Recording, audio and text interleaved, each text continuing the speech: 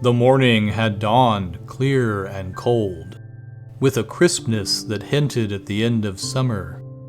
They set forth at daybreak to see a man beheaded, 20 in all, and Bran rode among them, nervous with excitement. This was the first time he had been deemed old enough to go with his lord father and his brothers to see the king's justice done. It was the 9th year of summer, and the 7th of Bran's life. The man had been taken outside a small holdfast in the hills. Robb thought he was a wildling, his sword sworn to Mance Rayder, the king beyond the wall. It made Bran's skin prickle to think of it. He remembered the hearth tales old Nan told them. The wildlings were cruel men, she said, slavers and slayers and thieves.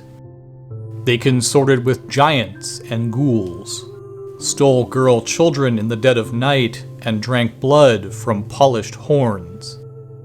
And their women lay with the others in the long night to sire terrible half-human children. But the man they found bound hand and foot to the holdfast wall awaiting the king's justice was old and scrawny, not much taller than Robb. He had lost both ears and a finger to frostbite, and he was dressed all in black, the same as a brother of the Night's Watch, except that his furs were ragged and greasy. The breath of man and horse mingled, steaming in the cold morning air as his lord father had the man cut down from the wall and dragged before them. Robb and Jon sat tall and still on their horses, with Bran between them on his pony, trying to seem older than 7, trying to pretend that he'd seen all this before. A faint wind blew through the holdfast gate. Over their heads flapped the banner of the Starks of Winterfell, a gray direwolf racing across an ice-white field. Bran's father sat solemnly on his own horse, long brown hair stirring in the wind. His closely trimmed beard was shot with white, making him look older than his 35 years. He had a grim cast to his gray eyes this day, and he seemed not at all the man who would sit before the fire in the evening and talk softly of the age of heroes and the children of the forest. He had taken off father's face, Bran thought, and donned the face of Lord Stark of Winterfell. There were questions asked and answers given in the chill of the morning, but afterward Bran could not recall much of what had been said. Finally, his lord father gave a command, and 2 of the guardsmen dragged the ragged man to the ironwood stump in the center of the square. They forced his head down onto the hard black wood. Lord Eddard dismounted, and his ward Theon Greyjoy brought forth the sword. Ice, that sword was called. It was as wide across as a man's hand, and taller even than Robb. The blade was Valyrian steel, spell-forged and dark as smoke. Nothing held an edge like Valyrian steel. His father peeled off his gloves and handed them to Jory Cassel, the captain of his household guard. He took hold of Ice with both hands and said, "In the name of Robert of the House Baratheon, the first of his name, King of the Andals, and the Rhoynar, and the First Men, Lord of the 7 Kingdoms, and Protector of the Realm, by the word of Eddard of House Stark, Lord of Winterfell, and Warden of the North, I do sentence you to die." He lifted the greatsword high above his head. Bran's bastard brother Jon moved closer. "Keep the pony well in hand," he whispered, "and don't look away. Father will know if you do." Bran kept his pony well in hand, and did not look away. His father took off the man's head with a single sure stroke. Blood sprayed out across the snow, as red as summer wine.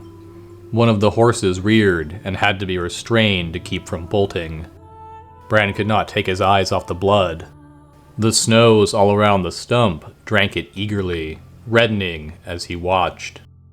The head bounced off a thick root and rolled. It came up near Greyjoy's feet. Theon was a lean, dark youth of 19 who found everything amusing. He laughed, put his boot on the head, and kicked it away. Ass, Jon muttered, low enough so Greyjoy did not hear. He put a hand on Bran's shoulder, and Bran looked over at his bastard brother. You did well, Jon told him solemnly. Jon was 14, an old hand at justice. It seemed colder on the long ride back to Winterfell, though the wind had died by then and the sun was higher in the sky. Bran rode with his brothers well ahead of the main party, his ponies struggling to keep up with their horses. The deserter died bravely, Robb said. He was big and broad, growing every day, with his mother's coloring, and the fair skin, red-brown hair, and blue eyes of the Tullys of Riverrun. He had courage, at the least. No, Jon Snow said quietly. It was not courage. This one was dead of fear. You could see it in his eyes, Stark. Jon's eyes were a gray, so dark they almost seemed black. But there was little they did not see. He was of an age with Robb, but they did not look alike.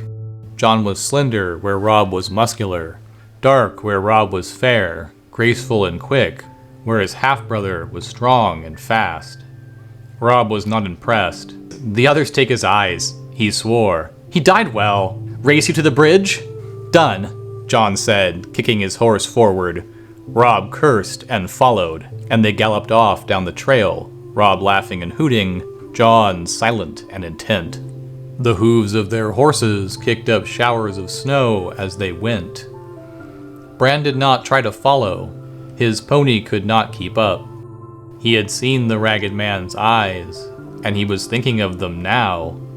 After a while, the sound of Robb's laughter receded, and the woods grew silent again. So deep in thought was he that he never heard the rest of the party until Father moved up to ride beside him. Are you well, Bran? He asked, not unkindly. Yes, Father, Bran told him. He looked up. Wrapped in his furs and leathers, mounted on his great warhorse, his Lord Father loomed over him like a giant. Robb says the man died bravely, but Jon says he was afraid. What do you think? His father asked. Bran thought about it a moment. Can a man still be brave if he's afraid? That is the only time a man can be brave, his father told him. Do you understand why I did it? He was a wildling, Bran said. They carry off women and sell them to the others. His Lord Father smiled. Old Nan has been telling you stories again. In truth, the man was an oathbreaker, a deserter from the Night's Watch. No man is more dangerous. The deserter knows his life is forfeit if he's taken, so he will not flinch from any crime, no matter how vile. But you mistake me. The question was not why the man had to die, but why I must do it. Bran had no answer for that. King Robert has a headsman, he said, uncertainly. He does, his father admitted, as the Targaryen kings before him, yet our way is the older way. The blood of the first men still flows in the veins of the Starks, and we hold to the belief that the man who passes the sentence should swing the sword. If you would take a man's life, you owe it to him to look into his eyes and hear his final words. And if you cannot bear to do that, then perhaps a man does not deserve to die.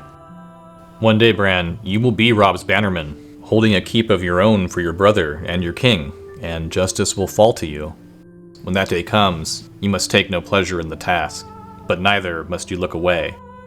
A ruler who hides behind paid executioners soon forgets what death is. That was when Jon reappeared on the crest of the hill before them. He waved and shouted down at them. Father, Bran, come quickly, see what Robb has found. Then he was gone again. Jory rode up beside them. Trouble, my lord? Beyond a doubt, his Lord Father said, Come, let's see what mischief my sons have rooted out now. He sent his horse into a trot. Jory and Bran and the rest came after. They found Robb on the riverbank north of the bridge, with Jon still mounted beside him. The late summer snows had been heavy this moon turn. Robb stood knee-deep in white, his hood pulled back so the sun shone in his hair. He was cradling something in his arm, while the boys talked in hushed, excited voices.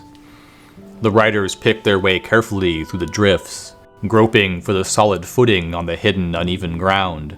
Jory Cassell and Theon Greyjoy were the first to reach the boys. Greyjoy was laughing and joking as he rode. Bran heard the breath go out of him. "Gods!" he exclaimed. Struggling to keep control of his horse, he reached for his sword. Jory's sword was out already. "Robb, get away from it!" he called as his horse reared under him. Robb grinned and looked up from the bundle in his arms.